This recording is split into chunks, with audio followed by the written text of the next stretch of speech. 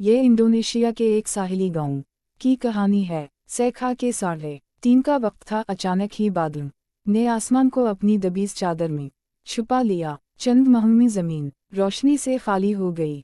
अंधेरे की सियाही के साथ साथ तेज हवाएं चलने लगीं। दरख्तों के पत्ते तो किया टहनियों तक टूटने लगीं। बिजली के खंभे और बड़े बड़े नावर उन तेज हवाओं की ताब न ला सके और खसवाओ खाशाक की तरह इधर उधर बिखर गए। कच्चे मकानों की छतें हिलने लगी और खौफ के मारे लोगों के हवास गुम होने लगे। इस गांव में अली और आलिया नामी 2 बहन भाई रहते थे। अली की उम्र 16 साल और आलिया 14 साल की थी। उनके वालिदैन माही गहरी मछली पकड़ने के पेशे से वाबस्ता थे और 7 माह पहले एक समंदरी तूफान में दोनों का इंतकाल हो चुका था। वालिदैन की वफात के बाद गांव के लोगों ने उनके साथ बहुत बदसलूक किया। मछली के ठेकेदार ने उनके वालिदैन की किश्ती कब्जे में ले ली। उनके चचा ने घर का कीमती सामान हथिया लिया और आज उसने अली और आलिया को उनके घर से निकालकर कत्ल करने का मंसूबा बना लिया था। हवा के तूफान के वक्त अली और आलिया समंदर के किनारे खुराक की तलाश में मारे मारे फिर रहे थे। तूफान की वजह से चंद मछलियों पानी की लहरों के साथ रेत पर आ गईं और दोनों ने उनको उठाकर घर की राह ली। जोरों की भूख ने उनको तूफान के खौफ से आज़ाद कर रखा था। दोनों ने सैर होकर मछलियों से अपनी भूख मिटाई तो उस वक्त तक तूफान का जोर टूट चुका था। अब रात के 9 बजे का वक्त था।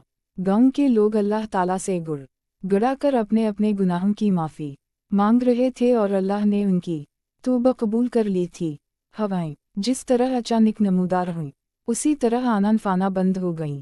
लोगों ने अल्लाह का शुक्र अदा किया। ऐसे में एक घर में बाप बेटों का झगड़ा जारी था। बेटों का इसरार था कि अली और आलिया के घर पर कब्जा करने का ख्याल छोड़कर उनकी मदद करनी चाहिए, लेकिन उनका बाप और मां अपने ख्याल को तर्क ना करने पर बज़िद थे। हवाओं के तूफान के वक्त तो इन्होंने इस काम से तौबा कर ली थी, मगर जो ही तूफान ख़त्म हुआ उनकी नीयतों का फतूर फिर से लौट आया। इन्होंने अपने तीनों बेटों को एक कमरे में बंद कर दिया ताकि वो उनके मंसूबे में हायल ना हो सकें। चचा और चची का प्रोग्राम था कि रात 12 बजे के करीब अली और आलिया को रस्सियों से बांधकर समंदर में फेंक देंगे। लोगों को बताया जाएगा कि दोनों बहन भाई शहर भाग गए हैं। मछली खाने के बाद ली और आलिया पर गहरी नींद तारी हो गई। इन्हीं वक्त गुजरने का कोई एहसास ना था। रात के 12 बजे 2 साये चुपके से उनके घर में दाखिल हुए। इन्होंने रुमाल सिंघा कर दोनों को बेहोश किया और एक रेहड़ी में लिटाकर समंदर की राह ली। दोनों बहन भाई आने वाले खतरे से बेनियाज बेहोशी में पड़े थे। समंदर रकीब आ गया था। दोनों साये जो उनके चचा और चची थे, इन्होंने अली और आलिया को अपनी रेहड़ी से नीचे उतारा और कंधों पर उठाकर समंदर में दाखिल हो गए। अब समंदर का पानी उनके घुटनों को छू रहा था। चचा ने मशवरा दिया कि दोनों को मजीद आगे फेंकना चाहिए ताकि सुबह तक समंदर की बड़ी मछलियां उनको निगल जाएं। उसी असना में उनकी नज़र एक खाली किश्ती पर पड़ी। दोनों ने मानी खेज नज़रों से एक दूसरे को देखा और फिर अली और आलिया को कश्ती में डालकर समंदरी लहरों के हवाले कर दिया। दोनों देर तक किश्ती को देखते रहे। जब वो निगाहों से उछल हो गई तो दोनों वापसी के रास्ते पर हो लिए। अभी दोनों घर और समंदर के दरमियान थे कि ज़मीन आहिस्ता आहिस्ता हिलने लगी। दोनों नीचे बैठ गए। ज़लज़ले में शिद्दत आती जा रही थी। उनको दूर से गांव के मकान का नपते हुए साफ दिखाई दे रहे थे। गांव के लोगों का शोर बढ़ता जा रहा था और वो घरों से बाहर निकल आए थे। फिर मकानों के घरने की आवाज़ें भी आने लगीं। अब उन दोनों को अपने बेटे याद आए जिनको वो कमरे में बंद कर आए थे। ये सोचकर दोनों गांव की तरफ भागे, लेकिन उनके पांव रेत में धंसने की वजह से वो मुनके बल गिरते और फिर उठकर भागने की कोशिश करते।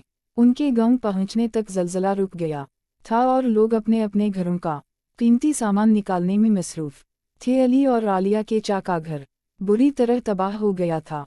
घर की बनीदी तक बाहर आ गई थीं और मालवाओ असबाब मिट्टी में मिलकर मिट्टी बन चुका था। साथ ही मौजूद अली और आलिया के घर को ज़रा नुकसान नहीं पहुंचा था। चा और चची ने घर पहुंचते ही पागलों की तरह अपने बच्चों को पुकारना शुरू कर दिया, मगर कोई आवाज़ ना आई। सुबह होने तक उनकी चीखवाओ पुकार जारी रही। सूरज निकला तो नौजवान बच्चों की खून में लत पत लाशें दोनों के यतीमों पर किए गए जुल्म व सितम की सारी दास्तान सुना रही थीं। लाशें देख कर दोनों अपना दिमागी तवाज़ुन खो बैठे और हज़न बीतते हुए समंदर में कूद कर मछलियों की ग़िज़ा